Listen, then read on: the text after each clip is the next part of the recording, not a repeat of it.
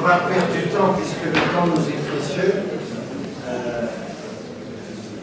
D'emblée, on va commencer. Voilà.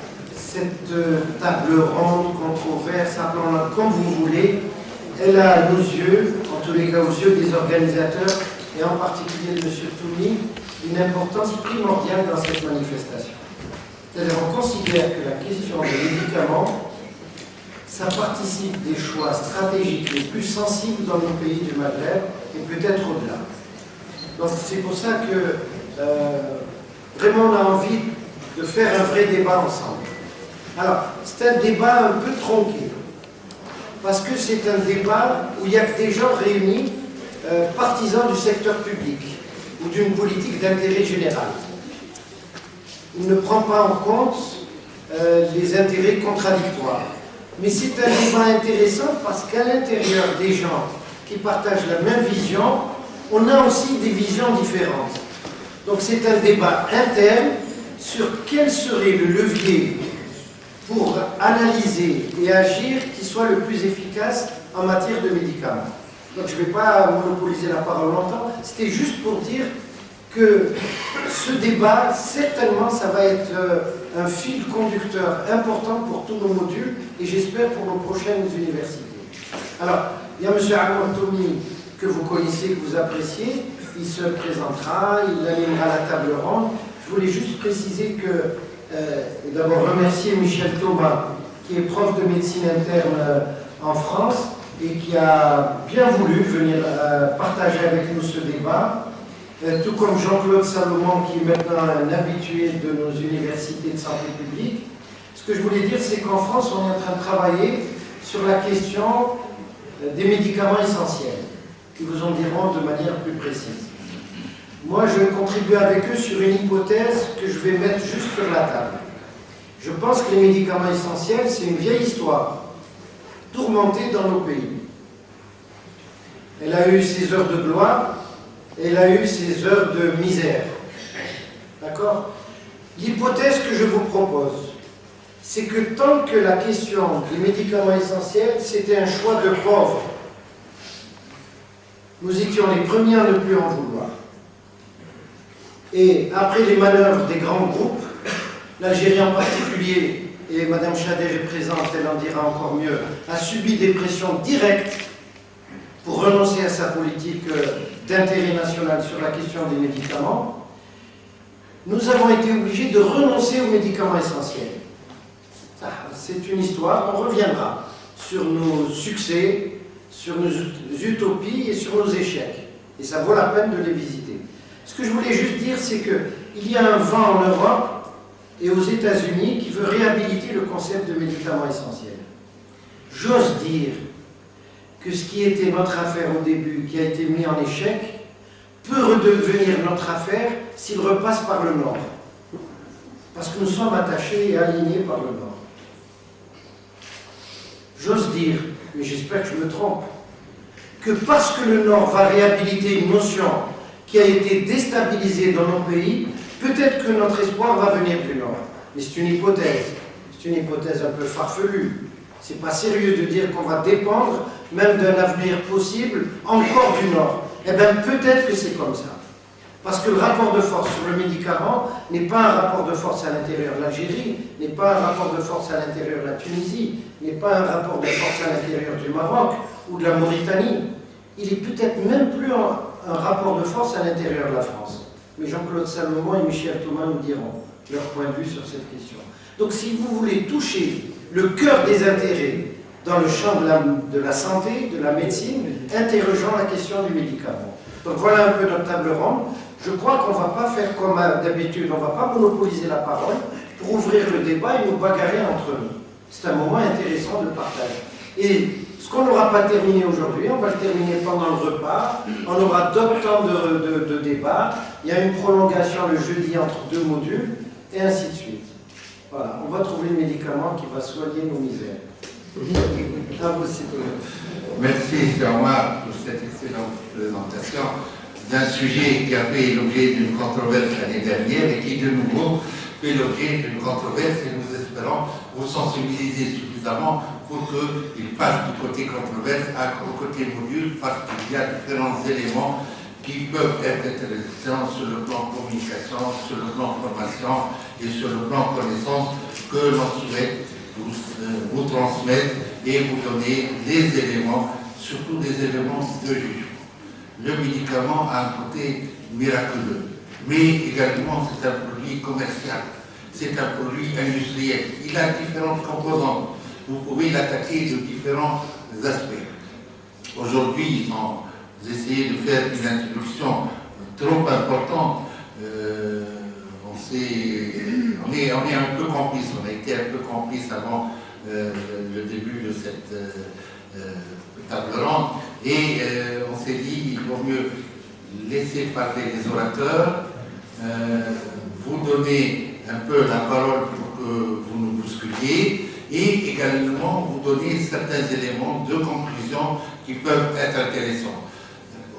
Le lien entre les deux interventions peut ne pas être évident, mais il est fort intéressant, parce que d'un côté, nous aurons du biosimilaire, ce sont des médicaments très chers, connus comme étant très chers, des médicaments du futur, et de l'autre côté, ce que l'on croit être une question ancienne des médicaments essentiels. Vous avez parfaitement fait l'approche en disant que ce problème est de nouveau sur le tapis par les pays développés, et ce qui va leur donner une chance à saisir pour cela. Donc, ce médicament du futur, est-ce que c'est un médicament essentiel?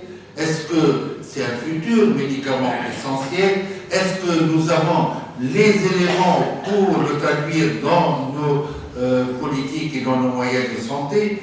Un médicament qui parfois, tout à l'heure on discutait, on vous présentera le cas de l'hépatite C, qui coûte le traitement à 200 000 $, pour arriver, parce que c'est à notre portée. Il y a des traitements qui coûtent un peu plus cher, qu'on nous promet comme étant beaucoup plus cher. C'est des promesses, mais peut-être sans empiéter sur ce que va dire le Dr Salomon.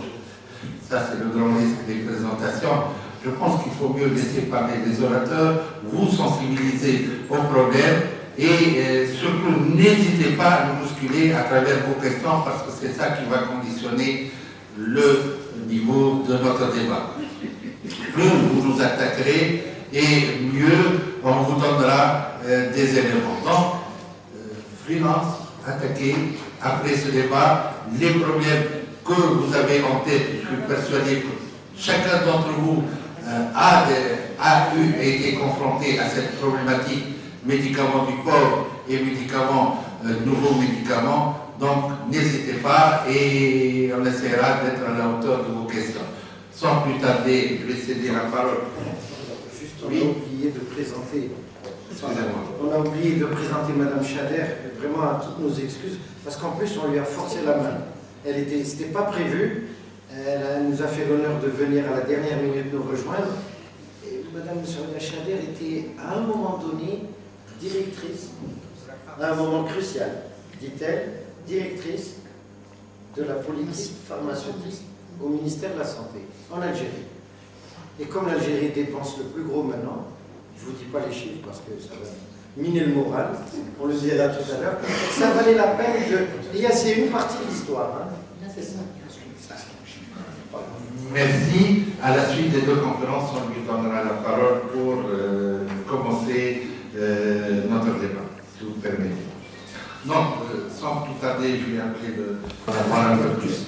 Donc, monsieur le docteur, notre ami le docteur Thomas, nous entretiendra le biosimilaire et leur problématique.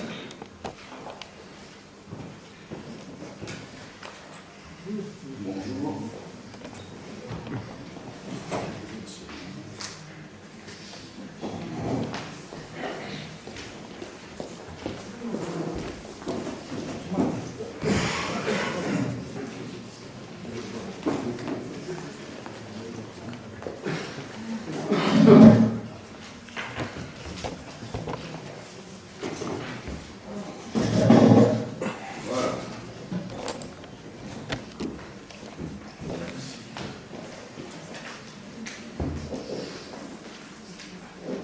Ce soir-là, chez Razad dit au roi, je vais te dire un conte sur les médicaments merveilleux. Ce sont de grosses molécules,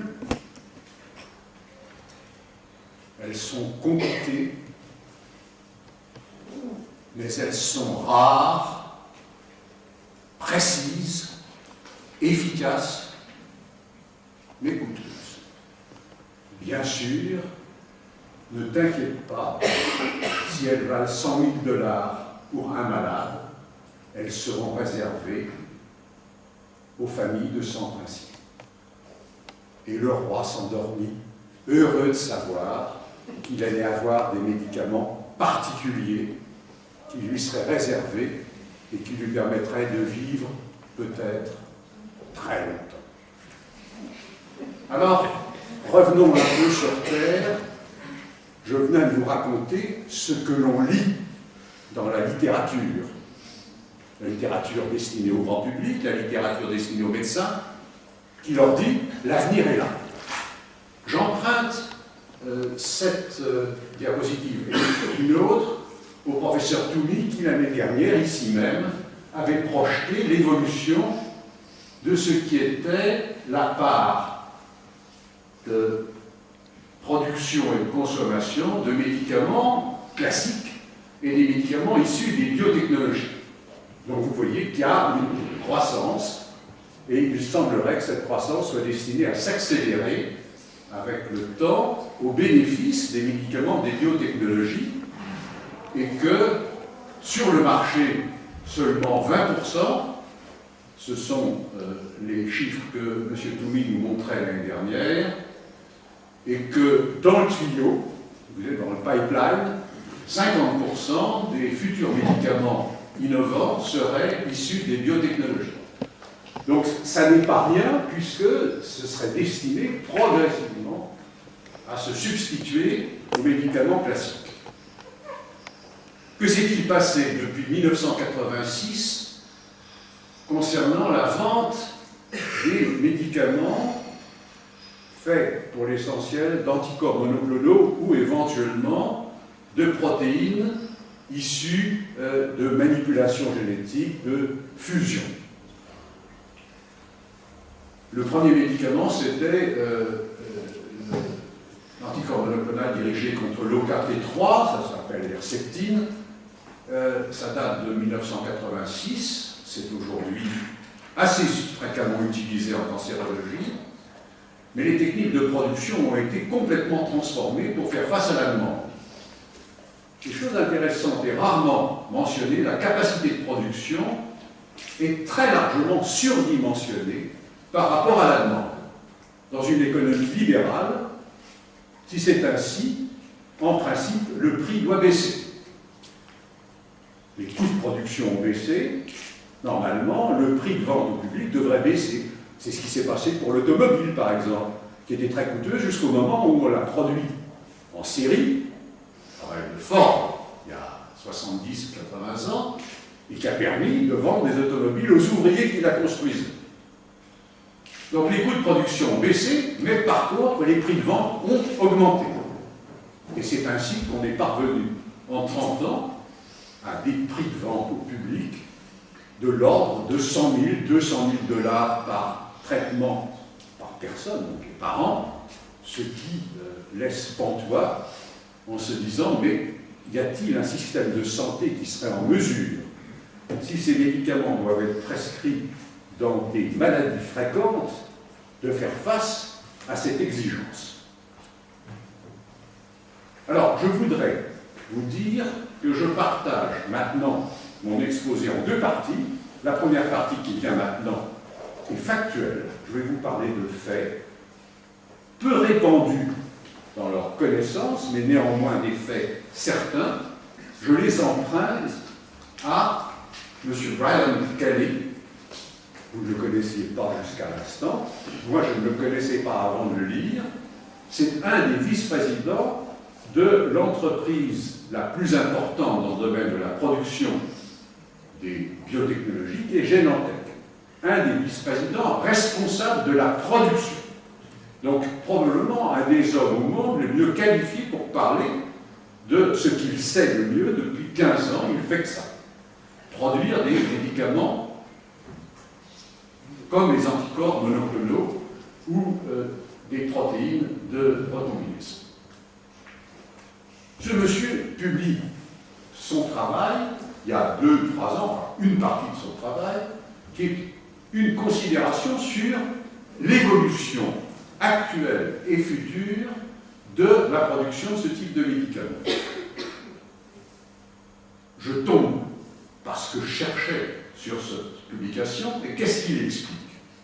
Alors, ne vous attardez pas trop dans le détail technique, mais enfin, il explique une chose que tout le monde peut comprendre, même si on ne connaît rien à la production des anticorps monoclonaux, c'est que c'est de plus en plus standardisé, de plus en plus simple, de plus en plus régulier. C'est-à-dire que ça devient un véritable produit industriel. Et qu'on peut le produire par tonnes, alors qu'on le consomme par grammes. Voilà, alors, les 3 étapes, on isole une cellule capable de se multiplier en culture et capable de produire le médicament que l'on veut avoir, l'anticorps monoclonal qu'on veut avoir. La technique de mise au point d'une nouvelle catégorie est une technique qui est reproductible et qui permet de dire je vais à coup sûr ou à peu près en 6 mois, 1 an, 2 ans de travail dans un laboratoire spécialisé réussir à isoler la bonne culture de cellules qui va me permettre d'obtenir ce que je veux. Ensuite, ayant mis au point cette racine, ce germe, ce que vous voulez, on va pouvoir le cultiver dans des incubateurs qui peuvent avoir des volumes de centaines de milliers ou de dizaines de milliers de litres, ce qui va permettre d'avoir une quantité de produits en culture qui contient la précieuse substance. Et enfin, il va falloir, à partir du liquide de cette culture, isoler et purifier cette substance, et tout ça par des techniques qui sont au point et qui sont sur des plateformes techniques qui ont dû coûter un certain investissement à mettre sur pied, mais qui ne sont pas invraisemblables, c'est des coûts industriels courants. Alors, si on regarde, bon, on ne va pas s'attarder là-dessus, mais un des éléments qui en 30 ans ont changé, c'est qu'on sait de mieux en mieux isoler des cellules qui produisent des quantités de plus en plus efficaces, industrielles, du produit qu'on veut avoir. Et qui soient stables, de façon à ce que l'on puisse avoir quelque chose de reproductif. Questions qui viennent aussitôt à l'esprit. J'ouvre une parenthèse pour dire qu'il y a une question qui m'est venue à l'esprit et qui a dû venir à l'esprit de beaucoup de gens quand il y a 11 ans, il y a eu, vous savez, ce fameux procès avorté de Pretoria, où il y avait un conglomérat d'entreprises pharmaceutiques qui a voulu faire un procès au gouvernement d'Afrique du Sud, parce que le gouvernement d'Afrique du Sud voulait traiter les malades séropositifs avec des médicaments génériques fabriqués en Inde et abaisser le coût par patient et par an de 8 ou 9 000 $, qui était le prix courant sur le marché américain ou européen, à 100 $, qui était le prix de vente par le producteur indien qui était prêt à fournir l'Afrique du Sud. Le procès a avorté parce qu'au dernier moment, le conglomérat d'entreprises pharmaceutiques s'est rendu compte que mettre côte à côte un producteur à 100 $ et un producteur à 10 000 $, c'était faire ressortir qu'ils exploitaient d'une façon inacceptable une situation de fait qui était le malheur de l'Afrique du Sud et d'un certain nombre d'autres pays au sud du Sahara, d'être une zone de forte endémicité du sida. Eh bien, 10 000 $, c'était déjà extrêmement coûteux. Les traitements à 10 000 $ par an, il y a 12 ou 13 ans, c'était quelque chose qui frappait l'esprit. Bon, on disait, mais le sida, c'est quelque chose de très menaçant, et puis, après tout, c'est dans des pays riches, c'était le point de départ, et quand ça a été transféré dans des pays qui étaient loin d'être riches, évidemment, la question est devenue encore plus angoissante. Eh bien, aujourd'hui, en 11 ans, on est passé de traitements à 10 000 $ à des traitements à 100 000 $. Ça pose une véritable question. Qu'est-ce qui justifie cela? Je viens de vous montrer juste avant que ça n'était pas les techniques de production qui justifiaient, elles auraient dû entraîner la baisse du prix de revient. Donc il y avait quelque chose d'autre. On se posera des questions ensemble tout à l'heure dans la discussion sur ce que peuvent être les autres choses. Donc il y a des raisons diverses, mais ce que dit l'industrie pharmaceutique, c'est que ça coûte cher parce que c'est rare, parce que c'est des grosses molécules. C'est très curieux comme raisonnement. C'est des grosses molécules. Alors, quand on fait des petites molécules, c'est des petits prix. Quand on fait des grosses molécules, c'est des gros prix. Mais les cellules qu'on cultive in vitro, elles sont faites pour faire des grosses molécules. Hein. C'est leur savoir-faire tout à fait particulier. Maintenant, la question qui se pose, c'est pourquoi la proportion de médicaments issus des biotechnologies en phase de développement croît-elle si fortement? Est-ce que cela est en rapport avec une appréciation objective de l'efficacité par rapport aux médicaments classiques? Je réserve la réponse à cette question à la discussion, parce que chacun a le droit d'avoir une opinion et les opinions peuvent être contradictoires. Oui, c'est des médicaments merveilleusement efficaces, ou bien ils sont efficaces, bon, dans des limites diverses, parce qu'il y en a qui sont bons et d'autres qui sont moins. Alors, la différence de taille qui était invoquée, voilà, l'interféron bêta par rapport à l'aspirine. Pourquoi on compare la taille de l'interféron de l'aspirine, mais enfin bon, on peut toujours dire, voyez, ça c'est un argument pour que ce soit coûteux, puisque c'est gros, ça revient plus cher à faire. La différence de taille entre la ranitidine et l'époétine, voilà encore une autre différence qui est souvent, bon, ces images sont classiques et sont souvent montrées. Alors, maintenant, on parle des biosimilaires quand on veut étendre la gamme d'analyse de la situation aux médicaments qui seraient produits comme des génériques après que le médicament princeps issu des biotechnologies ne soit, après le terme échu du brevet, c'est-à-dire que ce soit ouvert à la possibilité d'être produit sans avoir à payer de redevances dans le cadre de la licence. Et on pose des questions qui sont des questions très, très incertaines, parce qu'elles se posent tout aussi bien pour le médicament princeps dans la production au cours du temps dans lequel il est protégé, que sur des différences qui feraient que les génériques seraient, par définition, une mauvaise reproduction du médicament princeps et quelque chose de beaucoup moins efficace. Ça, c'est un procès qui est l'extension aux médicaments issus des biotechnologies du procès qu'on fait en général au générique pour dire que c'est une reproduction, presque une falsification des médicaments. Alors, la question qui est, est-ce qu'il y a une rationalité sous-jacente au prix stupéfiant qu'on a évoqué tout à l'heure? Laissons de côté ce qui serait une réalité matérielle mesurable. Peut-on concevoir des raisons diverses, autres que les raisons fallacieuses qui seront proposées, c'est gros, c'est instable, c'est tellement difficile à faire, et s'interroger de savoir pourquoi ces médicaments occuperaient dans l'innovation une place de plus en plus importante.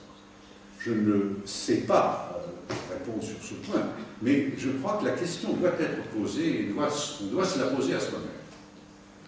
Alors on peut maintenant sortir du domaine. Jusque-là, ce que j'ai dit, c'est fondé sur ce que chacun de vous pourra constater par lui-même s'il prend la peine de lire l'article à partir duquel M.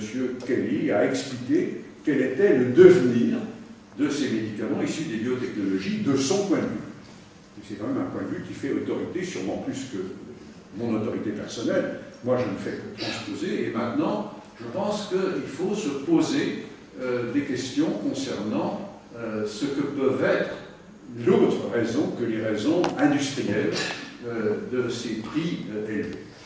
Une des hypothèses, pour que éventuellement dans la discussion on en parle, ce serait de dire qu'on commence par 100 000 euros, chiffre magique, pour produits magiques, et puis que, comme pratiquement le marché solvable à ce niveau-là est extrêmement réduit, hein, ça ne peut pas être les systèmes de santé, même dans les pays les plus riches, qui pourraient, pour des maladies fréquentes, et on nous dit que toute la thérapeutique anticancéreuse, ou une grande partie de la thérapeutique anticancéreuse devrait bientôt être le fait des médicaments issus de biotechnologie, on se dit à ce moment-là, bon, tant que c'est pour une maladie rare, avec 30 malades par an et par pays, ça va, on peut faire face. Mais quand il s'agit d'une maladie fréquente, là, la question se pose. Alors, est-ce que ce n'est pas éventuellement un système qui permet d'implanter dans la tête des gens qu'il faut que les médicaments merveilleux soient considérés comme merveilleux, qu'ils seront d'autant plus merveilleux qu'ils sont extrêmement coûteux,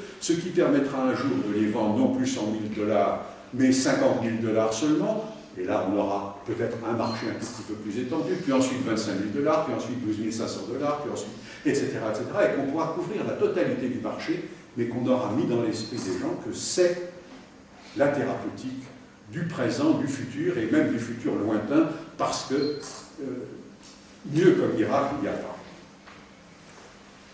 Alors, la réalité maghrébine, je reprends là, je crois, aussi l'image que M. Toubi avait soumise l'année dernière, c'est que la part réservée aux dépenses de médicaments est une part plus importante dans les pays du Maghreb qu'elle n'est dans les pays plus riches. Ce qui veut dire que c'est encore plus angoissant si vraiment on réussit à mettre, non pas seulement dans l'esprit des médecins, mais aussi dans l'esprit public, des patients, que ces médicaments, c'est le traitement de la vie. Voilà, là vous pouvez voir, c'est encore emprunté à M. Toubi, ce qu'il en était dans les années plus récentes. Là, je vais sortir de la spéculation sur les médicaments en question pour me rapprocher un peu de ce que mon ami Michel Thomas va vous dire d'ici 5 minutes, quand je lui aurai laissé la place, car je n'en ai plus pour 5 minutes. Je voudrais là faire un scénario. Alors, faire un scénario, c'est bien entendu utiliser des idées qui ne sont que des hypothèses. Et j'ai essayé de donner une forme imagée à ces hypothèses.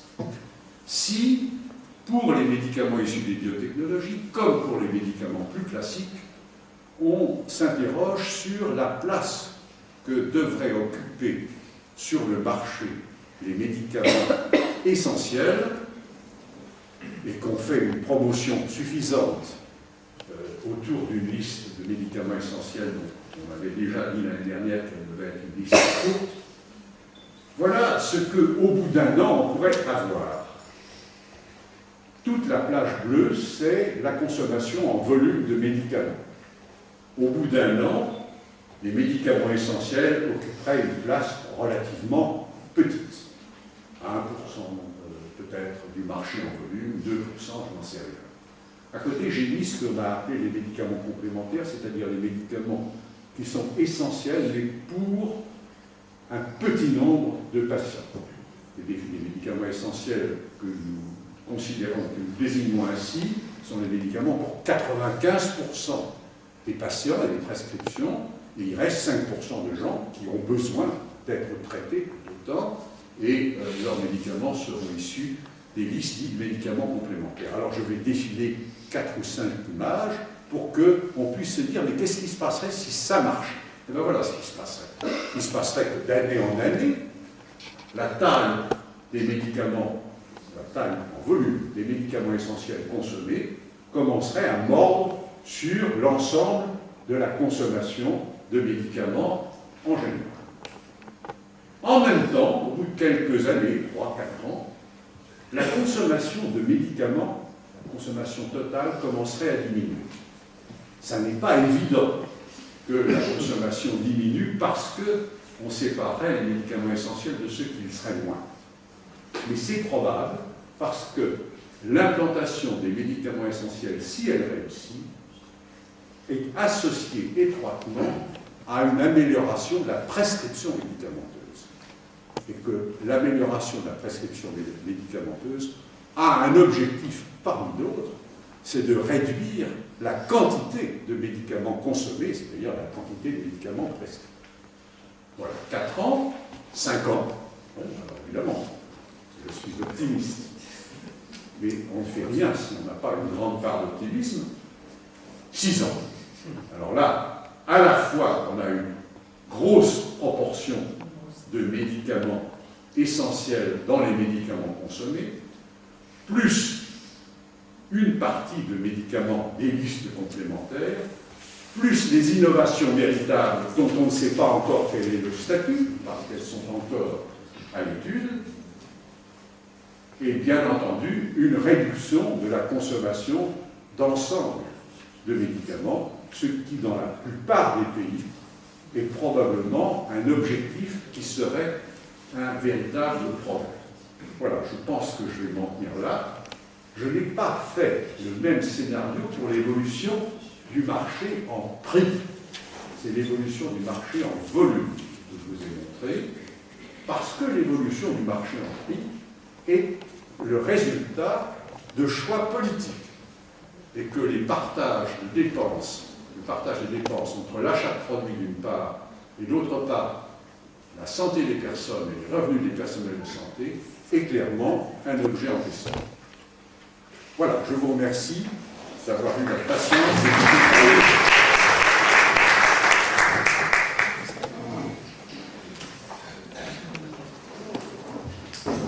pour cette interpellation très originale en matière de médicaments biosimilaires qui vous a permis de nous orienter sur des questions cruciales dans ce domaine, ce problème de coût, le problème d'accessibilité, le problème de biosimilaires, et surtout vous avez facilité la tâche parce que vous avez fait la transition avec les médicaments essentiels que va nous présenter le professeur Thomas, qui est professeur de médecine interne à l'Université de Paris 13, faculté de Bobigny, et qui, comme le docteur Salomon, fait partie d'un groupe de réflexion et d'études sur l'approche sur médicalisation, sur thérapeutique, sur diagnostic, mais qui est aussi animateur et responsable dans la Société de médecine interne française du groupe de réflexion sur les médicaments essentiels. Donc, c'est l'homme de choix pour nous parler des médicaments essentiels et surtout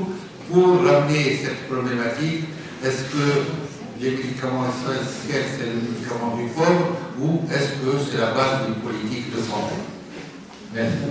Donc, je vais vous parler de l'état un peu actuel des médicaments essentiels, non pas dans les pays pour lesquels ils avaient été peut-être initialement envisagés, avec cette première liste publiée en 1977 par l'OMS et qui comportait 208 molécules tout à fait ciblées sur les pays qu'on appelait alors en voie de développement.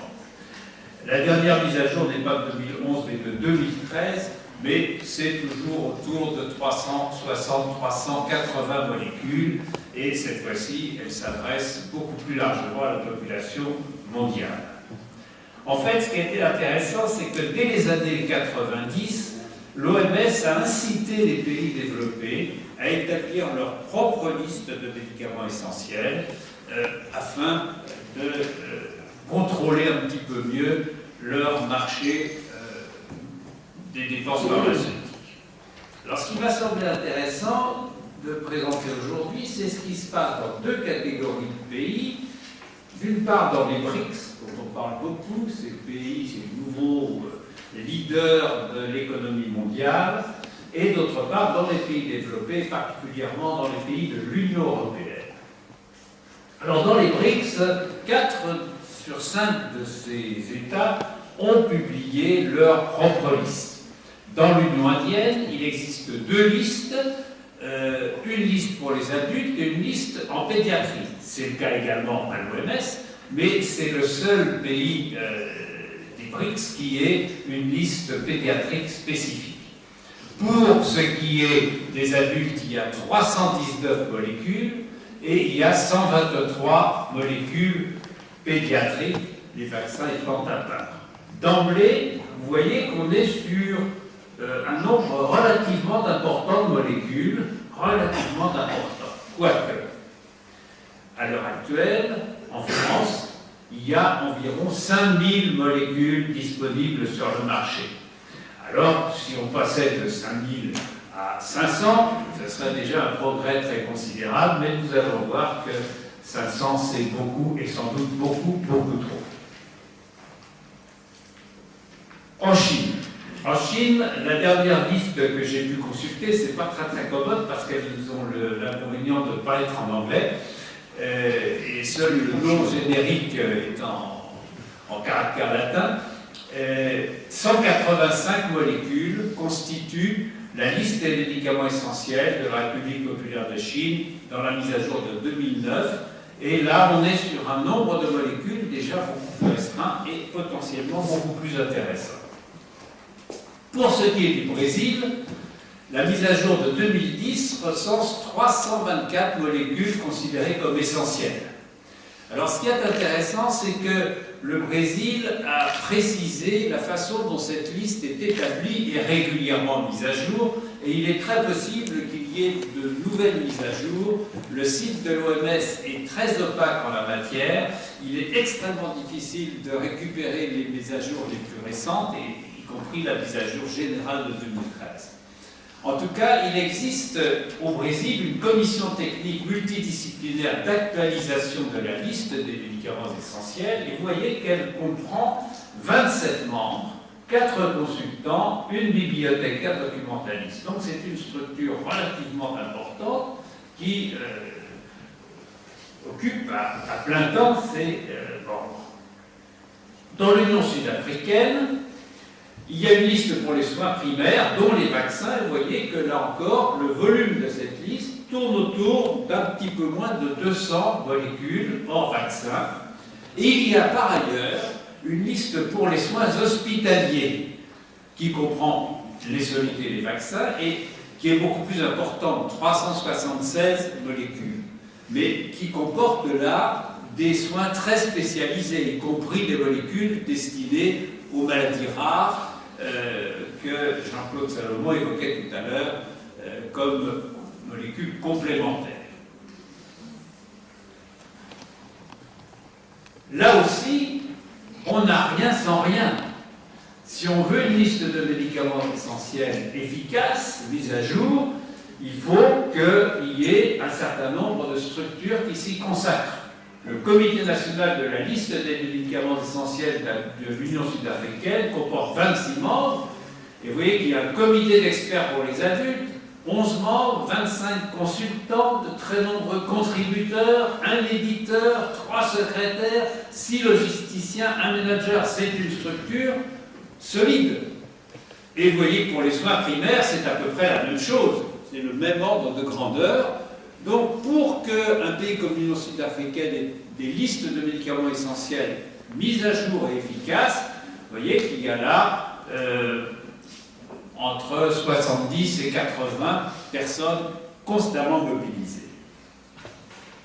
Alors, venons-en à ce qui se passe dans les pays de l'Union européenne. Il y a sur les 28 membres de l'Union européenne seulement 5 pays qui ont établi une liste officielle. Alors, il y a des très mauvais exemples. Le pire de ces exemples, c'est la Slovaquie.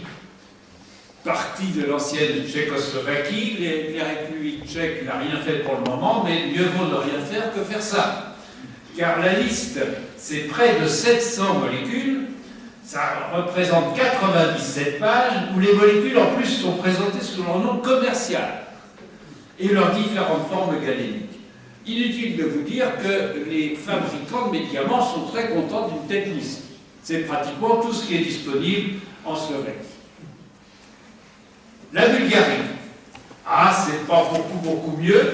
Hors vaccin, anesthésie, radiologie, diffusion parentérale, donc vraiment les molécules, il y a 597 molécules dans la mise à jour de 2011. Et quand on regarde par exemple les molécules réservées au traitement de l'hypertension artérielle, toutes les molécules et notées mises au point au cours des 30 dernières années sont présentes, y compris les copies vaguement modifiées des molécules princeps.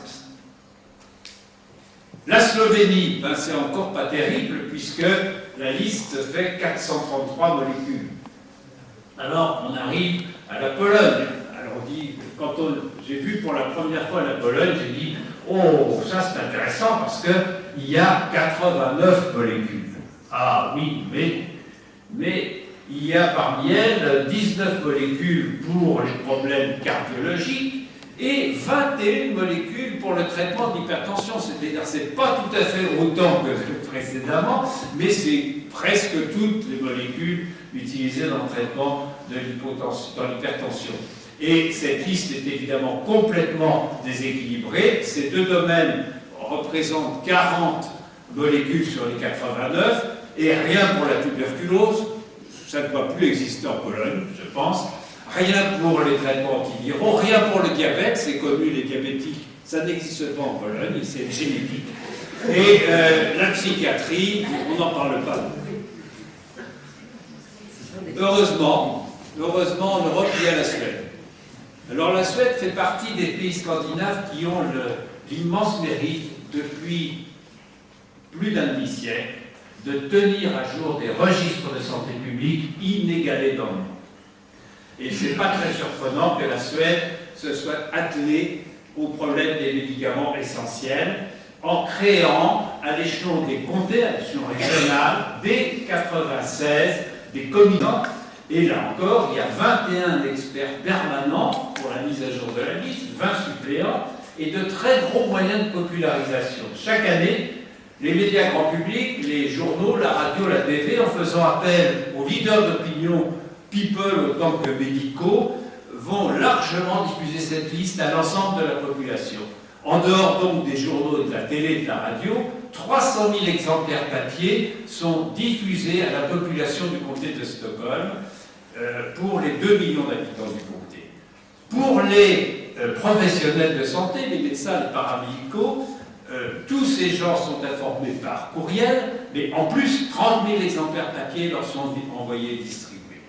Et surtout, la Suède est le seul exemple d'une évaluation de l'efficacité de cette liste, et c'est le travail qui a été publié par Gustafsson et ses très nombreux collaborateurs, évidemment, en 2011, et qui montre que l'adhésion de la population aux recommandations de la liste des médicaments essentiels suédoises était déjà en 2003 de 83%, et qu'en 2009, elle n'avait cessé de s'améliorer pour atteindre 87%, avec en conséquence, bien entendu, des économies considérables en matière de budget, en matière d'efficacité, c'est-à-dire efficacité positive, mais aussi beaucoup moins d'effets indésirables. Alors en France, quand l'OMS a publié sa liste en 1977, Maurice Rapin, qui était professeur de thérapeutique et réanimateur, a dit qu'il faut faire quelque chose en France. Et il l'a fait. Il a publié en 1980 un livre, Les 200 médicaments essentiels, avec une deuxième édition en 1983. Ce livre a eu un certain succès à l'époque, mais le débat était tellement centré sur les pays en voie de développement qu'il a été acheté, utilisé par les médecins, mais il est tombé dans l'oubli et l'éditeur n'a pas jugé bon de le mettre à jour au-delà. L'AFSAP, qui est une agence gouvernementale qui gère la politique des médicaments, a publié en 2008 une liste de médicaments indispensables, essentiels, pour permettre, c'est le terme exact, pour permettre à la population de survivre en cas de pandémie grippale majeure. C'était la grippe H1N1 qui frappait à la porte.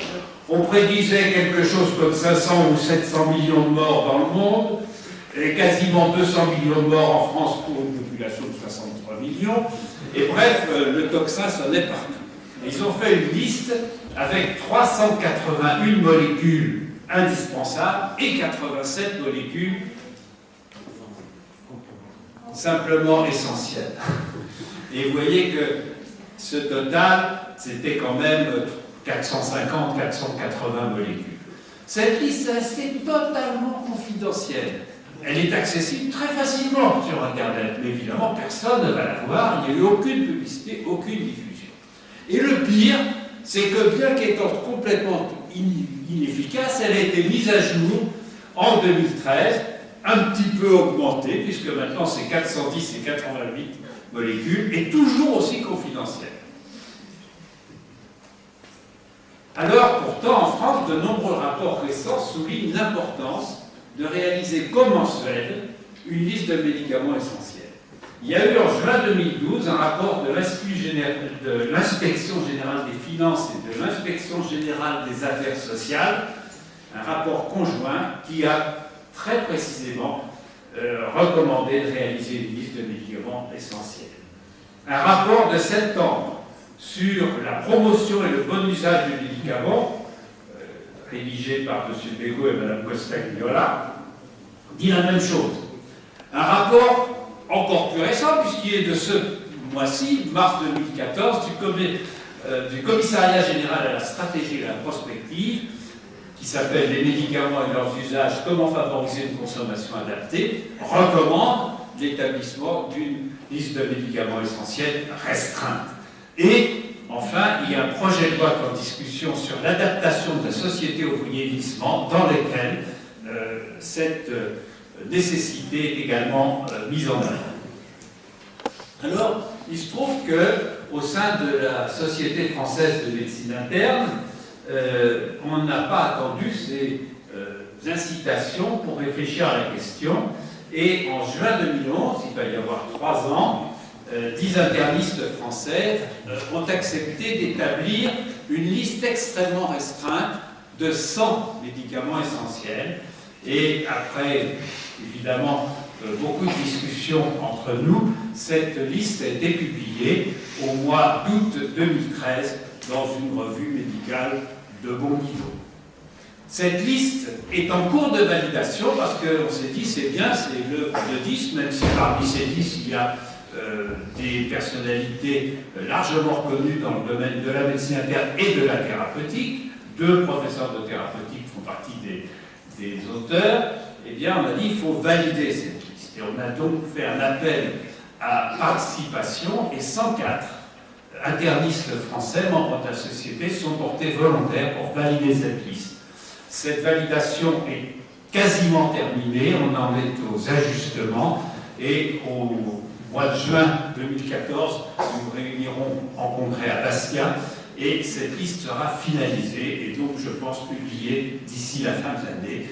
Son nombre exact va tourner hors médicaments anticancéreux autour de 95 molécules. Mais ce n'est pas tout. On s'est dit, nous sommes hospitaliers pour l'essentiel, universitaires pour beaucoup, c'est un aspect partiel des besoins. Donc nous avons sollicité très vite des médecins généralistes d'établir eux-mêmes leur propre liste. Et c'est ainsi que 14 médecins généralistes ont fini, au travers de la France, par finaliser une liste de 100 médicaments essentiels également. Et on a fusionné ces 2 listes et on aboutit à une liste de 151 molécules, 49 qui ont été choisies aussi bien par les internistes et sociologues hospitaliers que par les généralistes de terrain à la campagne comme au milieu urbain, et 51 molécules étant spécifiques, disons, à la pratique hospitalière ou à la pratique de ville. Et quand on regarde cette liste, on s'aperçoit qu'on couvre vraiment à peu près 95% des besoins en traitement d'une population comme celle de la France. La liste des généralistes est également en cours de validation et là je suis un petit peu moins certain sur les délais, mais à terme il faudrait évidemment fusionner ces 2 listes. Voilà, en conclusion, des listes restreintes de médicaments essentiels adaptés à la pathologie et aux pratiques de chaque pays sont possibles, mais elles sont surtout nécessaires. Dans les pays développés, l'exemple de la Suède montre l'efficacité d'une telle démarche, moindre coût, meilleure efficacité, mais ça ne se fait pas comme ça. Il faut des moyens logistiques, des moyens financiers pérennes qui sont absolument indispensables pour réussir une telle démarche. Et je pense que dans les pays comme ceux du Maghreb, cette démarche doit revenir et doit contribuer à baisser la part des dépenses de santé consacrées à des médicaments pas toujours essentiels, voire même tout à fait inutiles. Merci. Présentation qui est une illustration de l'évolution du concept de médicaments essentiels qu'on croyait oublier, que beaucoup d'entre nous croient que c'est une politique d'effort, alors que beaucoup de gens se battent, et je pense qu'en France, vous êtes beaucoup, ce que me faisait remarquer le docteur Salomon, c'est que vous êtes à la tête de ce groupe qui prend des initiatives importantes dans le domaine des médicaments essentiels. Donc, sans plus tarder, et si vous permettez, avant de céder la parole à la salle, je voudrais demander au docteur Chader de nous faire part de quelques impressions sur ces différentes approches, et par la suite, on va céder la parole à la salle en vous demandant d'être le plus incisif possible pour que notre débat soit le plus riche. Docteur Chader.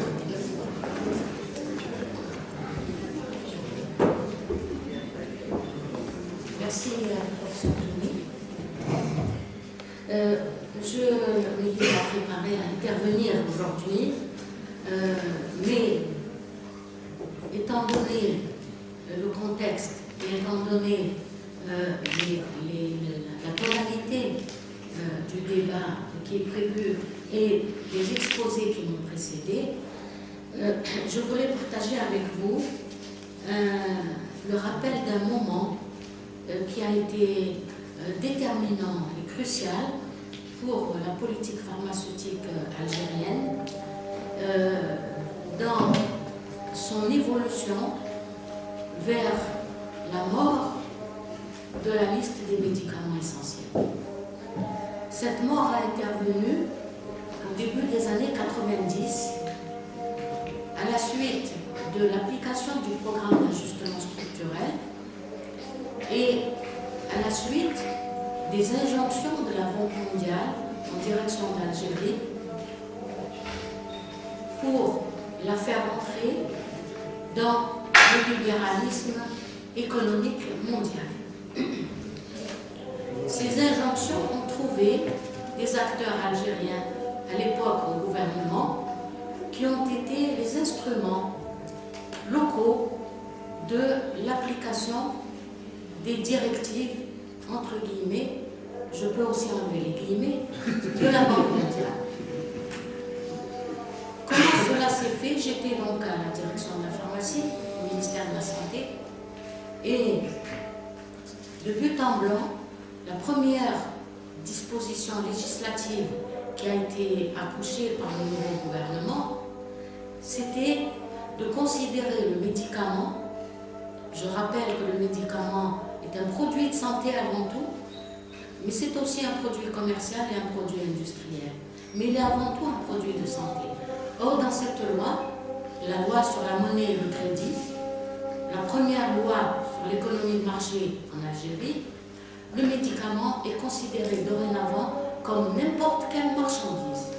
Et il était, je donnais comme preuve, que dans la liste des services et des produits à libéraliser, il était placé entre les machines à coudre et les pneumatiques dans cette liste.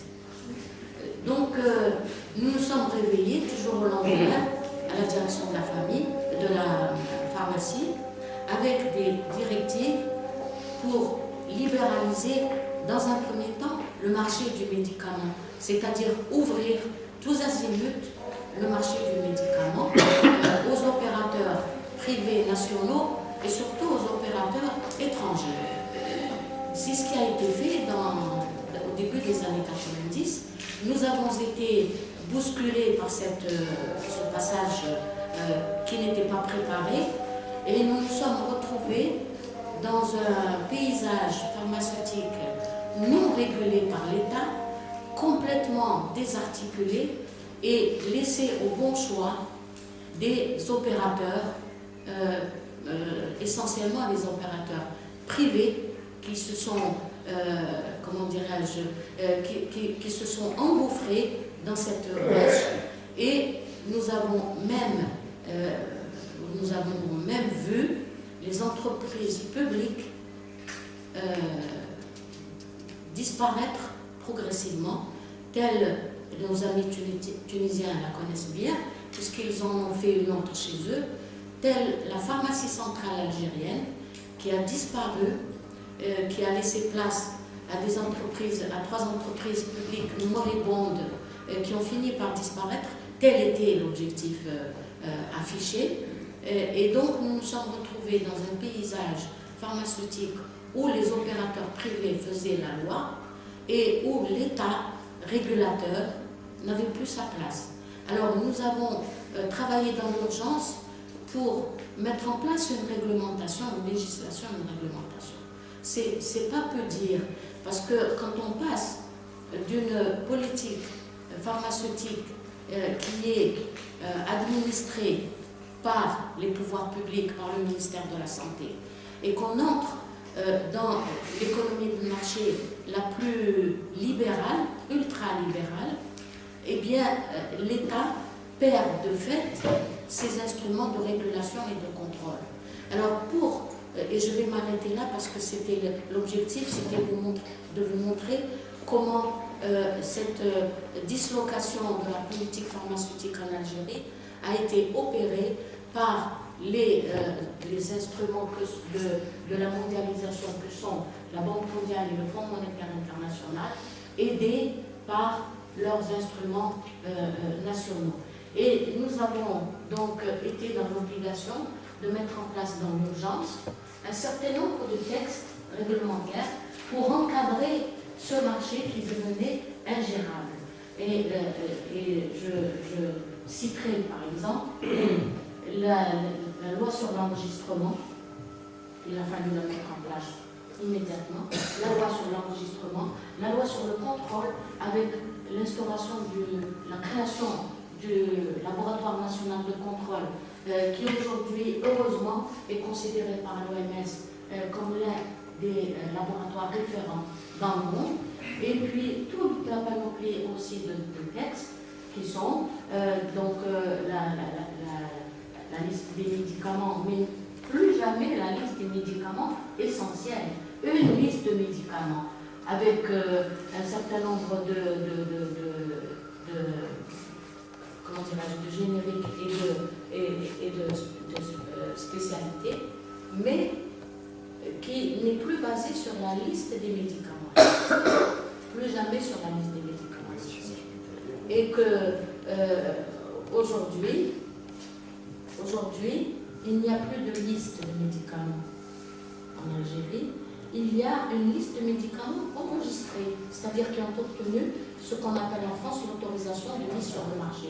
Il n'y a que cette liste, et la seule liste qui a la prétention, et qui régule un peu, qui a la prétention de réguler, c'est la liste des médicaments remboursables, qui est remboursable par la sécurité sociale, qui est donc élaborée par une commission mixte santé-sécurité sociale régulièrement, qui est adaptée. Alors, je terminerai, si vous permettez. Il y a beaucoup de choses à dire, hein, mais je vais terminer par dire la chose suivante. Dans l'opération de destruction des entreprises publiques algériennes du médicament, à l'époque, on a utilisé différentes armes. Et la première arme qui a été utilisée, c'est que les entreprises publiques, il avait été interdit verbalement, nous avons des témoignages par un certain ministre, de faire appel aux entreprises publiques pour qu'elles meurent de leur plus belle mort et que l'instruction a été donnée pour les hôpitaux et les secteurs sanitaires de s'approvisionner auprès des opérateurs privés qui avaient pris la place des entreprises publiques. C'est-à-dire, nous avons été jusqu'à donner, par le biais de l'administration, que des instructions soient données verbalement aux gestionnaires des hôpitaux et aux pharmaciens gestionnaires au niveau des hôpitaux, de ne plus commander les médicaments aux entreprises publiques, mais aux entreprises privées. Et je vous laisse méditer ces événements que j'ai vécus et je suis à votre disposition pour d'éventuelles questions. Bien sûr, la situation aujourd'hui en Algérie est pas la même. Nous avons été un bon élève de l'ultralibéralisme, puisque si je vous décris la situation, elle est conforme à ce qui se passe ailleurs dans les pays développés. Merci.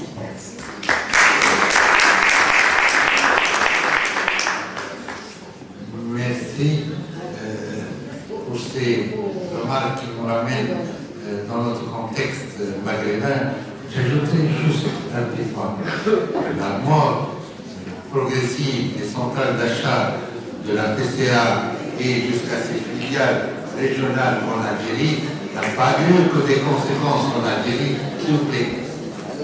N'a pas eu que des conséquences en Algérie, puisque l'Algérie avec la Tunisie constituait les lignes dorsales d'un système d'achat de médicaments maghrébins, et le fait que la composante algérienne, qui est l'une des composantes les plus importantes et les plus actives dans le contexte de l'approche maghrébine, a disparu, a fait que le système a totalement vacillé, et depuis que la PCA n'existe plus, on a essayé avec les organismes régionaux qui ont disparu au fur et à mesure, et à la fin, même la composante marché maghrébin et achat en commun du Maghreb, qui était une des solutions importantes, a disparu à cause de cette disparition de la PCA.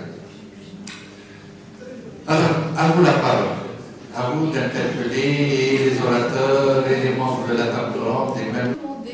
De ne pas contredire un médecin s'il pose une question sur l'indication d'un médicament hors AMM. On n'était pas autorisé à lui dire, monsieur, docteur, cette indication, le médicament n'a pas l'AMM pour cette indication. On nous a demandé de notaire ou de le laisser prescrire dans cette indication, chose que j'ai trouvée complètement aberrante. Je n'en ai pas tenu dans ce domaine. J'ai une question pour monsieur Salomon. Étant conscient de la manipulation des grandes industries pharmaceutiques concernant les biothérapies, est-ce que la recommandation que vous donnez, selon vos réflexions, est de faire pression sur ces industries pharmaceutiques pour baisser les prix ou exiger plus de transparence quant à l'information sur les vrais coûts de ces médicaments? Les biothérapies sont vraiment... J'ai assisté à beaucoup de conférences, par exemple en rhumatologie, là où on dit même aux malades, prenez pour la PF, pour la polyarthrite rhumatoïde, exigez à votre médecin de vous prescrire de la biothérapie pour écourter le chemin, méthotrexate, etc. Donc, c'était une réunion avec le grand public sur l'Association tunisienne des malades rhumatisants. Et on a parlé de biothérapie comme le médicament magique et on incitait en quelque sorte les patients à le réclamer à leur médecin traitant. Et une dernière question concernant la Suède. Et comment est-ce que les Suédois ont réussi à trouver un terrain d'entente avec l'ami qui nous veut du mal, l'industrie pharmaceutique? Merci. Ça. Oui. Oui. Dans mon pays, je suppose qu'en Algérie aussi, au Maroc ou ailleurs, il y a une nomenclature générale des médicaments. Quand on regarde un peu plus dans le détail, il y a une nomenclature hospitalière. qui est une partie de la nomenclature générale. Quand on voit la réalité de la prescription, beaucoup de produits sont manquants dans nos hôpitaux, dans nos centres de santé, parce que monsieur le médecin que je suis prescrit ce que m'a raconté le dernier délégué médical passé. Est-ce que nos hôpitaux ou nos structures publiques, qui sont, elles, obligées d'appliquer la réglementation de cette nomenclature, sont des structures qui utilisent des médicaments de deuxième main, des médicaments peut-être pas suffisamment efficaces, et j'en prends tout de suite pour corollaire, pour le cas de la Tunisie, je suppose que c'est aussi le même cas. Pourquoi cette même liste-là, puisqu'elle est bonne dans les hôpitaux publics, n'est pas la même liste qui est adoptée par notre système d'assurance maladie?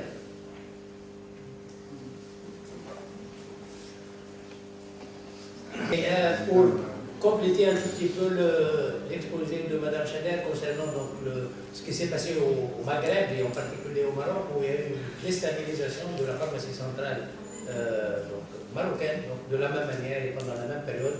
Et paradoxalement, c'était un prêt de la Banque mondiale qui devait être utilisé pour développer la pharmacie centrale marocaine.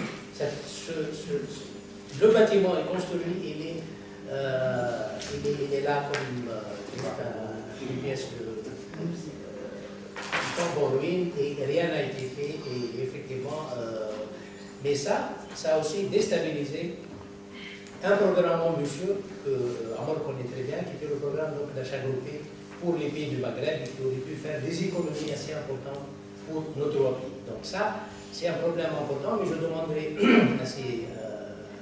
à Amor, est-ce que ce programme a des chances dans l'avenir de réussir? Est-ce qu'on peut, avec les dégâts qui ont eu lieu actuellement et dans les différents, donc à gauche et à droite, est-ce que ce programme d'achat groupé pourrait avoir de l'avenir? Et deux, est-ce que la pharmacie centrale tunisienne, qui reste la seule institution actuellement qui est-ce qu'elle peut tenir encore le coup? Est-ce qu'elle ne risque pas d'être déstabilisée de la même manière? Je sais qu'elle est sous pression des bailleurs de fonds européens et autres, et je demanderai à Amar, est-ce qu'effectivement il y a des possibilités de la dépasser? Maintenant, j'ai une question au docteur Solomon concernant justement cette opacité qui entoure la production des médicaments d'une manière générale et des biosimilaires en particulier. Est-ce qu'il y a des efforts, est-ce qu'il y a des avancées pour percer un peu cette opacité, pour connaître un peu pourquoi la structure du coût est aussi opaque? Pourquoi on dit que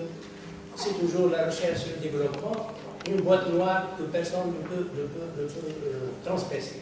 Est-ce qu'il y a des avancées dans ce sens? Et aussi pour connaître ce paradoxe d'économie d'échelle en produisant les biosimilaires en quantité, mais les prix qui restent élevés, etc. Est-ce qu'il y a des efforts dans ce sens? Est-ce que la société civile peut faire quelque chose dans ce sens? Oui. J'ajouterai juste pour illustrer ce que vient de dire le docteur Gassam Sabri en matière de maîtrise du coût des médicaments. Est-ce que cette opacité, on discutait tout à l'heure avec le docteur Thomas et le docteur Salomon du problème de l'hépatite C, maladie controversée, et les derniers articles montrent, celui de Médecins du Monde, que le prix d'un traitement de l'hépatite C avec le dernier médicament, sauf fausse publiée, c'est 100 à 200 000 $. Le laboratoire Gilead, grand seigneur, va faire un coût particulier aux pays en développement de 2 000 $. Les spécialistes ont calculé que s'ils faisaient des licences obligatoires de ce médicament, le coût se situerait entre 50 et 100 $. Ça permet d'illustrer un peu toute cette opacité et toute cette approche en matière de simulation. Oui, merci. La semaine dernière, j'étais à Kérouan pour prendre part au débat qui se passe en Tunisie sur la réforme du secteur de santé. Et il y a un mot qui est mis dans le rapport du groupe qui travaille sur cela en Tunisie, et que je remercie encore une fois de m'avoir invité, c'est le mot fragmentation.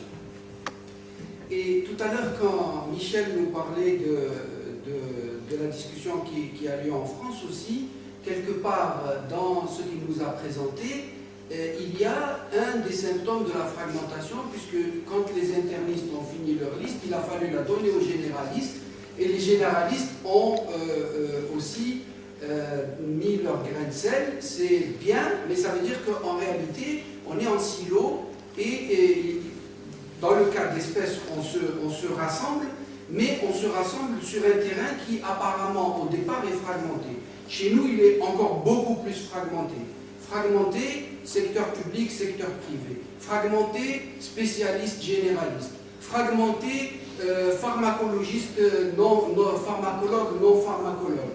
Et dans cette fragmentation, les habitudes de prescription sont encore davantage fragmentées, et ces habitudes sont transmises par des enseignants qui n'ont pas au départ eu des formations en pharmacologie clinique dignes de ce nom. Il me semble que là il y a un vrai problème, et la formation en cours d'emploi est abandonnée, la formation à la prescription est abandonnée aux mains des compagnies pharmaceutiques. Les compagnies pharmaceutiques sont une nécessité dans le système de santé. On ne peut pas faire de la médecine sans médicaments, puisque quand on veut limiter, on arrive à 100 ou 140. Donc, c'est une nécessité. La santé publique et l'État, le régulateur supposé des politiques de santé publique dans un pays, me semble-t-il, a pour rôle, 1, de veiller à la sécurité du malade autant que faire se peut, 2, de veiller à la dépense publique autant que faire se peut, et 3, de veiller à l'équité, c'est-à-dire à la disponibilité de produits partout et pour tout le monde, et sans obstacle financier. Or, ces 3 rôles ne sont pas remplis comme ça. L'industrie, de son côté, ou bien les compagnies pharmaceutiques, sont dans une logique libérale. C'est de bonne guerre, elles sont dans une logique libérale, et ils veulent maximiser leurs profits, ils veulent vendre au maximum, donc ils veulent essayer de conditionner, y compris les critères diagnostiques, parce que si on dit que vous êtes hypertendu à 13 de tension, ça veut dire que tous ceux qui sont à 13,5, il faut qu'ils prennent une pilule, mais ça les arrange. Donc il y a tous ces débats-là. Ce que je veux dire par là, c'est que entre la logique de marché pur et dur et la logique de santé publique, il y a des moments où les convergences sont très grandes, mais il y a des moments où il y a des divergences fondamentales, et c'est là où peut-être, je voudrais poser la question à tous les intervenants, quelle solution entrevoir, parce que bon, je crois que sur le diagnostic, on est pratiquement tous d'accord, quelle solution, comment en sortir?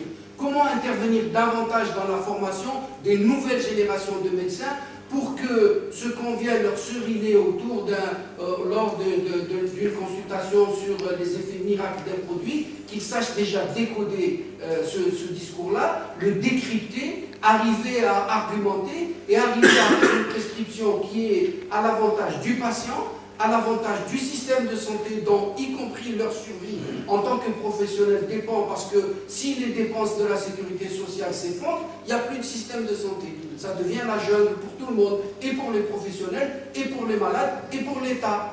Donc, quelle solution on peut proposer en dehors de... Bon, moi, je pense que la formation, déjà, qu'est-ce qu'on peut faire en termes de formation pour changer, pour ne pas abandonner des masses de généralistes entre les mains des délégués médicaux qui leur font des forums où ils les poussent à prescrire tel et tel médicament. Quel type de régulation on peut influencer au niveau supra pour qu'il y ait un encadrement minimum de cette situation-là? Merci. Merci, docteur Mersine. Et je pense qu'on va laisser les deux dames parler, et ensuite on revient à Madame. Madame directrice responsable de la formation matérielle présente, donc je ne voulais pas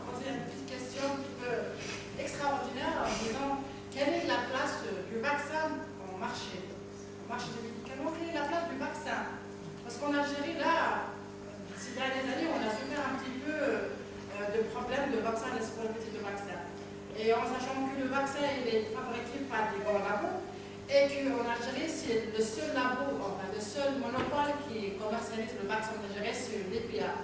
Donc, quelle est la place du vaccin au marché et comment est-il géré le vaccin de manière générale? Merci. Dernière question avant de revenir à la table ronde, ensuite on reviendra à ça. Madame. Oui, j'ai voulu partager avec vous un sujet d'actualité pour la Tunisie, pour l'acquisition des microbiotiques. Actuellement, en Tunisie, on achète des microbiotiques à des prix très élevés.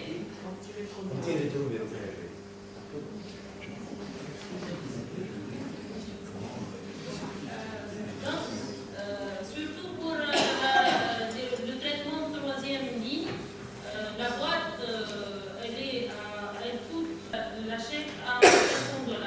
La boîte, c'est le traitement d'un patient pendant un mois seulement. Donc, le coût est très élevé. Donc, et en plus, le bailleur de fonds, qui est le Fonds mondial,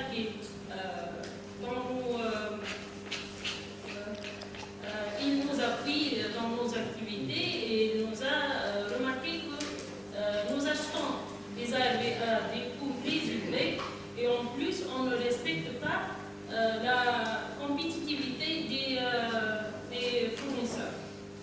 Puisque nous achetons à travers le monopole d'achat qui est la pharmacie centrale de la Tunisie et en plus les fournisseurs que la Tunisie n'est pas un marché important puisque le nombre est faible. Donc, on a décidé d'acquérir les génériques pour abaisser les prix. Nous trouvons confrontés aux réglementations puisque les produits qui ont la même et qui ont le brevet, on ne peut pas acquérir des génériques pour ces produits. Donc, on a fait le calcul, on a fait une petite étude comparant les génériques aux princeps pour l'acquisition des quantités dont on a besoin. On a trouvé, après tout calcul fait et après l'élimination des molécules brevetées et des AMR, on a trouvé que nous gagnons pour une année seulement 86 000 dinars tunisiens pour tous nos achats. Si on achète des génériques et il nous faut faire le contrôle de qualité dans un laboratoire pour ces génériques, pour l'acquisition de ces génériques, dans un laboratoire alors que le laboratoire tunisien n'a pas les moyens de faire ce contrôle. Donc nous devons faire une sous-traitance avec un laboratoire de notre pays. Donc c'est ça le problème que nous discutons actuellement. Un comité est fait pour ces discussions, mais on remarque que ce n'est pas très fructueux. Merci, madame. Quelques éléments de réponse. On a parlé j'ai parlé beaucoup de la Suède et quelques questions ont été posées à ce sujet-là, mais je crois que la clé du succès de l'expérience suédoise est aussi la clé qui peut être utilisée pour toute amélioration dans n'importe quel pays, aussi bien les pays du Maghreb que la France et les autres. Cette clé, c'est le choix politique fondamental. Quand les comités de comté ont été créés en Suède, la Suède était depuis des années sous la direction d'un pouvoir politique social-démocrate et pas social-libéral. Et c'est pas neutre dans les décisions qui ont été prises à l'époque de créer les conditions de réussite. Et les conditions de la réussite, y compris par rapport aux grandes firmes pharmaceutiques, c'était d'avoir une législation très forte et de donner les moyens pour la réussite. Et les moyens pour la réussite, c'est non seulement le cadre législatif, c'est essentiel. Et je vois dans tout ce qui a été dit, les obstacles que mettent la législation des pays du Maghreb à une gestion saine et normale des médicaments, mais ça ne suffit pas, même si demain il y a une législation qui est favorable, s'il n'y a pas les moyens mis dans la popularisation de cette politique, ça ne marchera pas. Si ça a marché en Suède, c'est parce qu'il y a cet énorme effort de communication chaque année. Et ça, c'est absolument indispensable, y compris pour contrer le caractère délétère de la soi-disant information médicale apportée par les laboratoires. Donc c'est vraiment, au niveau des choix politiques fondamentaux, qu'on peut espérer faire vraiment bouger les choses. Ceci dit, à l'heure actuelle, les dépenses pharmaceutiques atteignent un tel niveau. En France, c'est 37 milliards d'euros en 2012. C'est quand même pas rien. 37 milliards d'euros en 2012. Que même le budget, comme un budget d'un pays riche comme la France, commence à grincer. Donc, les initiatives qui vont dans le sens d'une meilleure pertinence dans la production, dans la distribution et dans le choix des thérapeutiques commencent à trouver de l'écho. Et c'est un peu notre rôle, je crois, à nous, en tout cas c'est à quoi nous travaillons, c'est d'apporter le maximum de grains de sable qui seront peut-être un jour des seaux de sable, voire même des bennes de sable, qui vont finalement faire changer le sens dans lequel oscille la balance. Je voudrais reprendre 2 ou 3 thèmes dans les questions qui ont été posées. Un premier qui concerne ce que l'on a l'habitude de désigner comme l'opacité du système. Je crois que l'opacité du système a été rompue il y a 12 ou 13 ans à ce procès de Pretoria, quand on a pu comparer ce que l'on obtenait avec 100 $ ou ce qu'on obtenait avec 10 000 $, la même chose, selon à qui on s'adressait. Et c'est peut-être là la faute principale de ces grandes industries d'avoir voulu faire un procès qui a contribué à faire connaître ça. Ce que je vous ai dit tout à l'heure concernant les biosimilaires, c'est pas à travers les dossiers de Snowden que je le connais, c'est en regardant des choses publiées. L'industrie pharmaceutique publie en même temps ses contes de fées merveilleux sur des produits dont l'avenir sera la santé radieuse pour tous à 100 000 $ par an et par personne.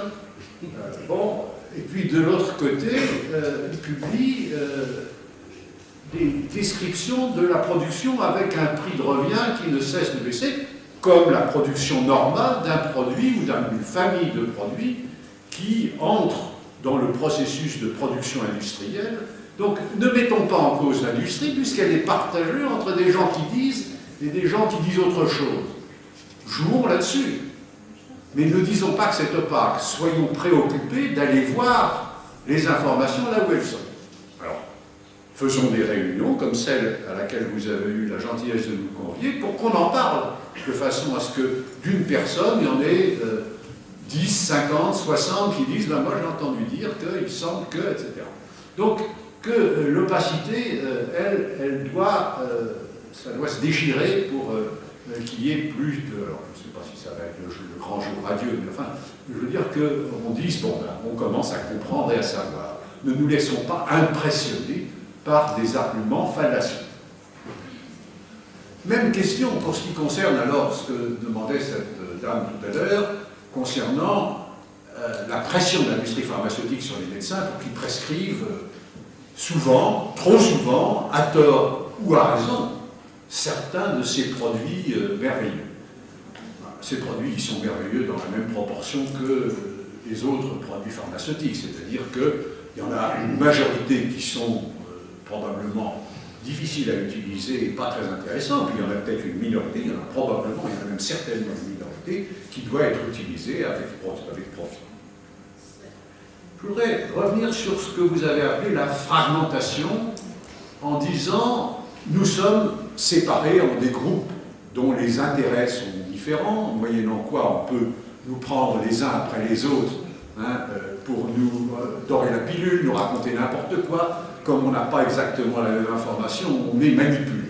Bon, très bien, je crois que c'est une constatation qui répond à l'analyse simple, élémentaire de ce qu'est le système de santé avec, effectivement, ses parties différentes.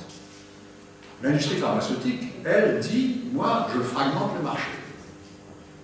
Alors, elle a fait une option, un choix, pour ce qui concerne les médicaments du futur. Je ne reviens pas sur les adjectifs extraordinaires qui les accompagnent, mais le choix, c'est de dire, c'est plutôt à partir de 100 000, alors ça peut être des euros, des dollars, des dinars, je ne sais pas quoi, tout ce que vous voudrez, des pièces d'or, ou 100. Ils ont dit, il vaut mieux partir de 100 000 que de 100 pour aborder le marché fragmenté. Parce que, évidemment, on tirera vers le haut. C'est plus intéressant pour nous. Et je crois que c'est une partie de l'affaire. Alors ça, c'est pas opaque ou lumineux, c'est une façon d'interpréter les choses. Je ne prétends pas que ce soit la vérité. Je ne sais pas ce qu'ils ont dans la tête. Je ne siège dans aucun conseil d'administration et je n'ai jamais été considéré comme un expert et surtout pas dans le domaine du marketing. Bon, mais je vois qu'ils font quelque chose qui ressemble à la réponse. Le marché est fragmenté du côté des prescripteurs, nous allons nous adapter et on va s'adapter pour optimiser nos ressources, nos revenus, nos dividendes. Donc, l'opacité, la fragmentation du marché, voilà des choses que l'on peut essayer de comprendre et sur quoi on peut essayer de s'évader, de dire, ben voilà, eux, c'est leur manière de poser le problème. Ben, nous avons changé de problématique. Et c'est probablement en changeant de problématique qu'on a une chance de faire avancer l'intérêt commun. Alors, la dernière chose sur laquelle je voudrais dire un mot, c'est que ce que nous a dit une collègue algérienne qui avait la responsabilité de la pharmacie à la période où on lui a dit maintenant, vous changez de votre fusil d'épaule complètement et vous favorisez la privatisation, c'est que on peut toujours s'interroger, est-ce qu'il faut reconfier aux États le soin de rapatrier ces genres de choses, ou bien faut-il, et c'est pour ça que ce matin j'ai posé une question qui n'a pas eu de réponse, elle concernait ce qu'il y avait en Algérie, est-ce que l'économie sociale et solidaire n'est pas le lieu sur lequel, sans se mettre sous la coupe de l'État, dont on sait qu'il peut être social-démocrate à une période favorable pour l'intérêt commun en Suède, mais il peut être aussi social-libéral au détriment de beaucoup de pays dans lesquels le social-libéralisme est ravageur. Donc, est-ce que ça ne vaut pas la peine de dire essayons de faire échapper ces choses-là? Bon, l'Inde a entrepris d'avoir une grande industrie pharmaceutique. Et aujourd'hui, c'est le premier producteur de produits actifs dans le monde. En concurrence avec la Chine, avec le Brésil. Mais est-ce que, j'ai fini la question, est-ce que le Maghreb ne peut pas aussi prétendre devenir un producteur de produits comme ça? Mais à ce moment-là, faut-il confier aux États? Faut-il confier à l'économie socialiste? Merci.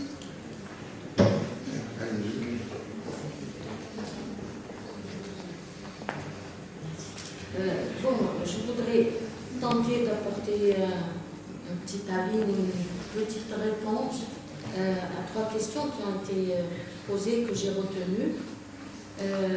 L'un des intervenants a dit les achats groupés en Maghreb. Quelle perspective? Est-ce que c'est encore possible d'y penser? Il me semble que c'est difficile dans la situation actuelle. Déjà au sein d'un même pays, je parle du mien,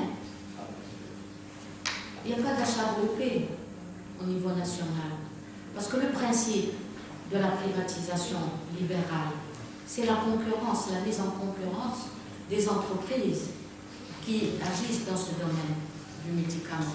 En Algérie, vous avez, je viens d'avoir les derniers chiffres, au niveau de l'importation, il y a 131 entreprises qui importent le médicament. Donc, il est impensable de constituer une centrale d'achat avec 131 entreprises qui ont des intérêts divergents. Et il y a, par contre, il me semble une petite perspective. En Algérie, toujours, il y a la PCH que nous avions créée au milieu des années 90, qui devait être, c'est la pharmacie centrale des hôpitaux, qui devait être constituée la centrale d'achat pour l'ensemble des structures sanitaires publiques. Elle a été dévoyée de son rôle pendant une période, puisque les ultralibéraux ne désarment pas. Donc, à un moment où il était facile de revenir sur ce statut de la PCH, on en a fait une entreprise comme une autre, à laquelle les hôpitaux et les structures de santé publique devaient faire appel dans le cadre d'un appel d'offres, tout simplement. Donc elle n'avait aucun intérêt central d'achat. Mais si on trouve l'équivalent dans les autres pays du Maghreb, je pense que pour l'approvisionnement des structures sanitaires publiques, on peut envisager des achats groupés pour des économies d'échelle. La deuxième question à laquelle je voudrais apporter une petite réponse, c'est une Algérienne d'ailleurs qui l'a posée, c'est les vaccins, comment c'est organisé. Alors dans le cheminement que nous avons eu de l'ouverture de la privatisation du marché du médicament et des produits pharmaceutiques de façon générale, il y a un bémol, c'est que pour les vaccins, nous avons pu garder cela, comment dirais-je, nous avons pu garder une gestion plus sécurisée et une gestion par l'Institut Pasteur d'Algérie, qui est considéré comme une entreprise, comme un organisme à caractère à caractère industriel et commercial. Donc, les vaccins, pour la sécurité des vaccins, ils sont toujours importés et distribués par l'Institut Pasteur d'Algérie. C'est une très bonne chose. Dernière question. Belkacem a posé la question comment intervenir dans la formation continue des médecins pour leur éviter de subir les pressions des firmes pharmaceutiques. Il n'y a pas mille solutions. Ou on laisse la situation telle qu'elle est, parce qu'elle convient à l'industrie pharmaceutique parfaitement, les délégués médicaux, etc. Bon, le financement des congrès, tous azimuts. Ou on pose la question de savoir, justement, quel est le rôle de l'État, quel peut être le rôle de l'État, et quel peut être le rôle de la sécurité sociale dans la formation continue des personnels médicaux. Dans le groupe qui a réfléchi sous la coordination du professeur Pierre Chollet, l'ARMO, qui est décédé il y a un an, nous avions fait des propositions pour l'aménagement de la loi sanitaire. Et dans cette loi sanitaire, pour ce qui concerne la formation continue, nous avions proposé de l'inscrire comme un droit pour les professionnels de santé. Merci.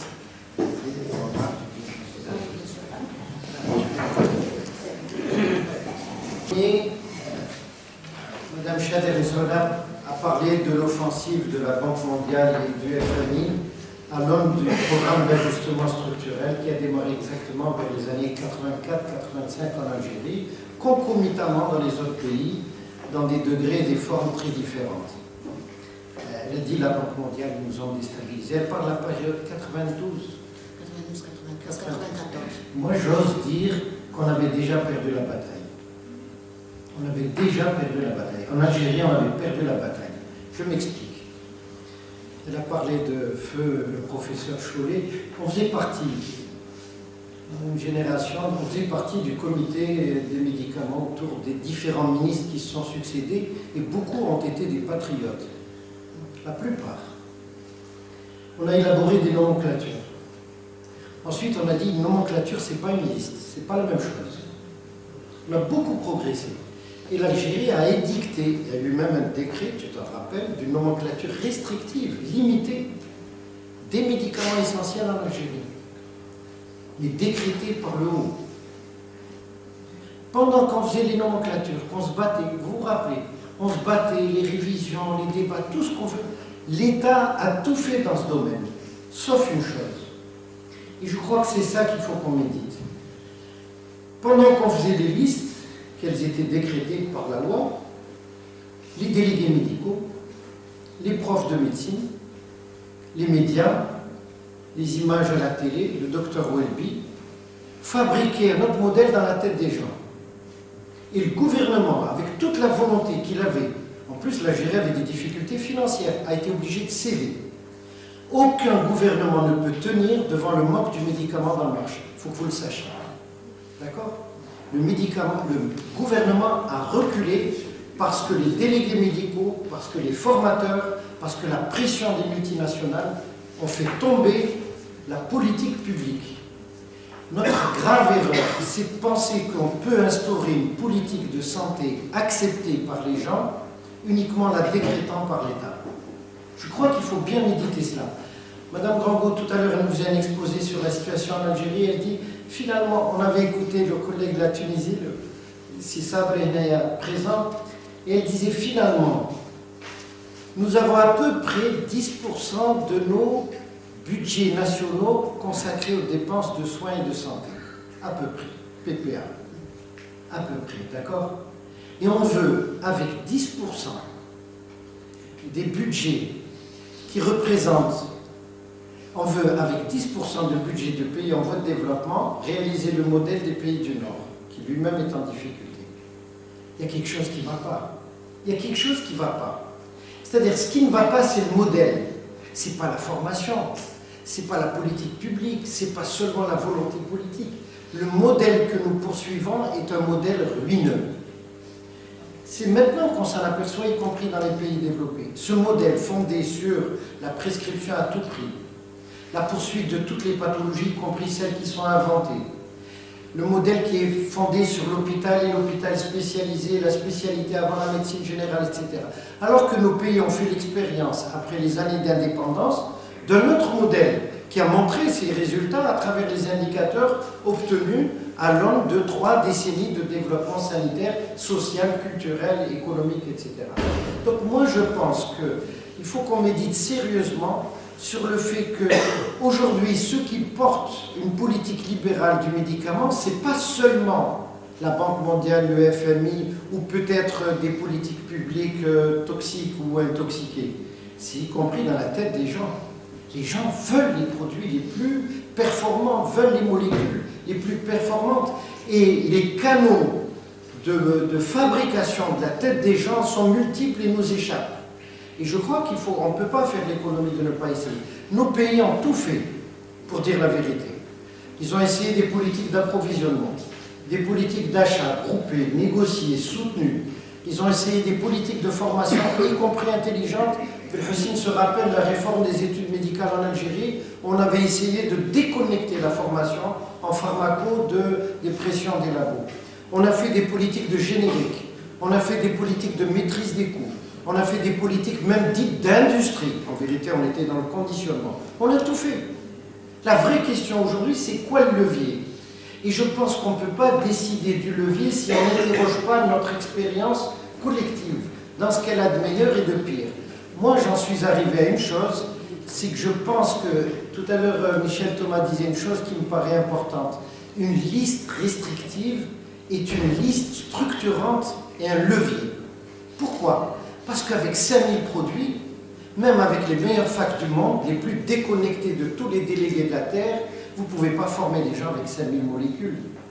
Vous ne pouvez pas faire une industrie alternative ou des achats groupés intelligents avec 5000 produits. Il y a un vrai problème dans le fait de dire une liste restrictive et pas une liste pour la majorité des pathologies. la majorité des gens, à partir de laquelle on construit une politique publique.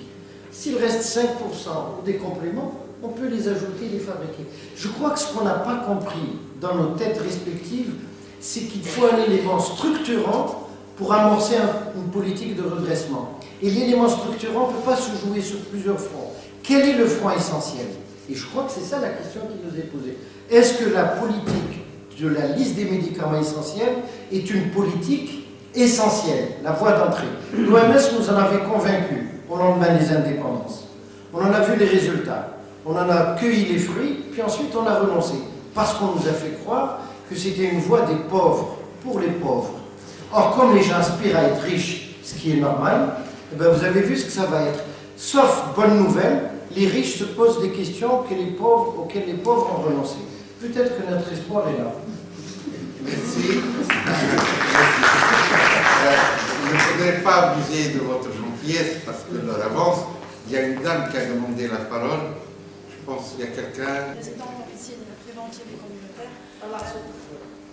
Présidente en médecine préventive et communautaire, j'ai une question sur est-ce qu'en Tunisie, on a une liste essentielle? Oui. Quel est le rôle de la pharmacie centrale dans la régulation du marché pharmaceutique? Et ma deuxième question, dans l'ambivalence que prend le concept médicament, marketing et traiter les gens, c'est-à-dire le concept médical, quel est le rôle de l'éthique, la déontologie? Comme nous, les médecins, on a un code déontologique de pratique médicale. Est-ce que dans le concept pharmacie, il y a l'éthique, il y a la loi? Quel est le rôle de l'éthique? Il y a des médicaments qui, à mon avis, est une véritable catastrophe, pour ne pas dire une tragédie, notamment dans certains pays du monde, du Maghreb, qui n'ont malheureusement pas la possibilité d'avoir des laboratoires de qualité des médicaments. Et donc ils sont obligés de consommer comme médicament tout ce qui leur tombe sous la main. Je vous remercie. Merci. Si vous permettez, vous avez vu ce débat est très passionnant. C'est un avant-goût de ce qui peut vous attendre si le module 6 est inscrit l'année prochaine. Il y a eu des questions. On va essayer de très rapidement. La pharmacie centrale, est-ce qu'elle tiendra le coup? Je pense que la pharmacie centrale a encore de l'avenir devant elle.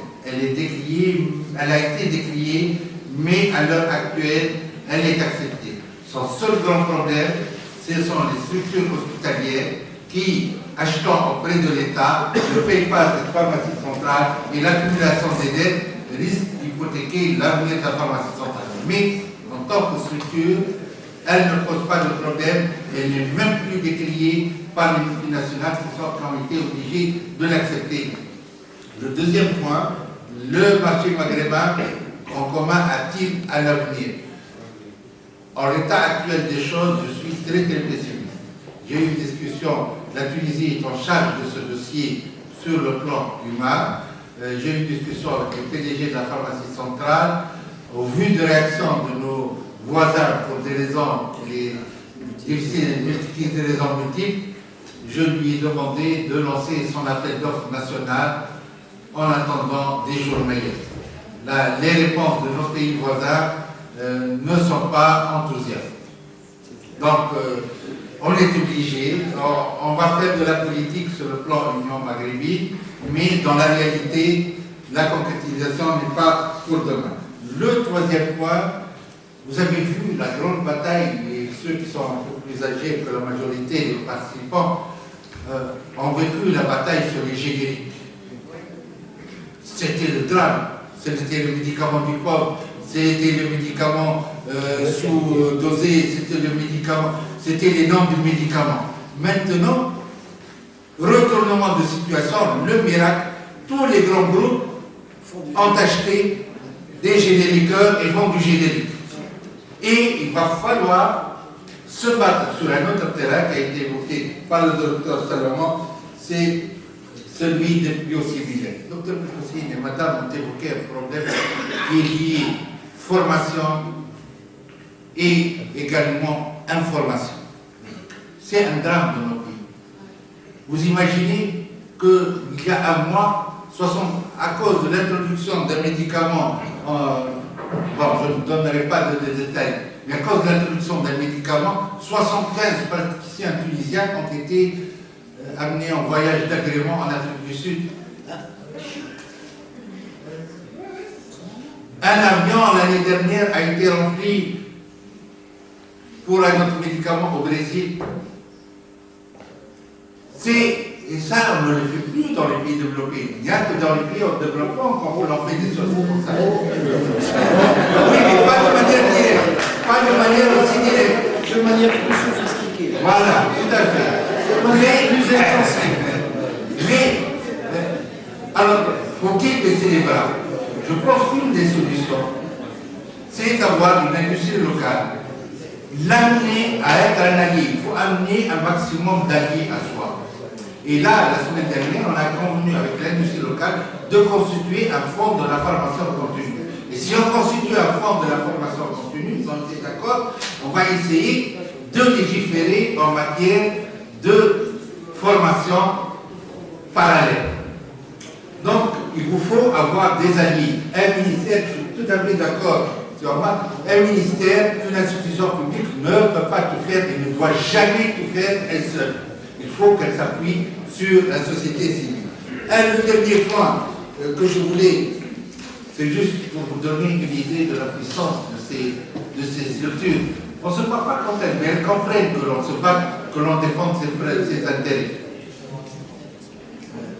L'industrie pharmaceutique a de loin le plus important lobby à Washington. En 2002, le nombre de lobbyistes était de 675. Il est toujours supérieur jusqu'à aujourd'hui au nombre de congressistes. C'est le lobby auprès du Congrès. Donald Rumsfeld était PDG de ça, succursale de Pfizer. Bush, président, était membre du conseil d'administration d'Eli Lilly. Mitchell était membre du conseil d'administration d'une autre société et également de Eli Lilly. À telle enseigne, et là je terminerai, Marcia Angel, ancienne rédactrice en chef du New England Journal of Medicine, on faisait la remarque. Les liens sont si serrés que les réunions annuelles de la pharma, l'industrie pharmaceutique, ressemblent aux réunions au sommet du gouvernement américain. Merci de votre attention.